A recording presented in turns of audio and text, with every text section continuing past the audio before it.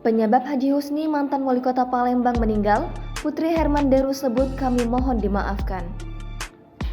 Mantan wali kota Palembang sekaligus mertua Gubernur Sumatera Selatan Herman Deru, Haji Husni meninggal dunia, Selasa 11 Januari 2022.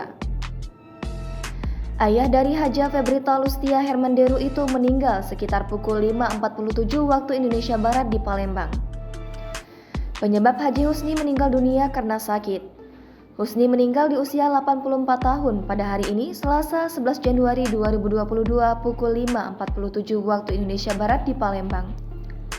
Menurut Iva, sebelumnya kakeknya tersebut memang sakit karena faktor usia dan sempat dirawat di Rumah Sakit RSUD Siti Fatimah.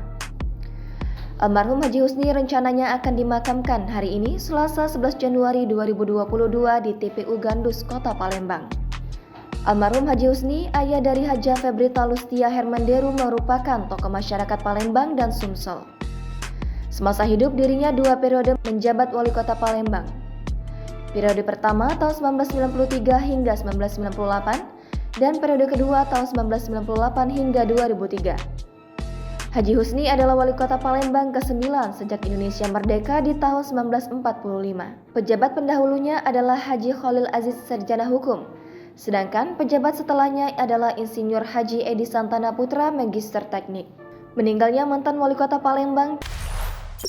Jangan lupa subscribe, share, komen, dan like ya.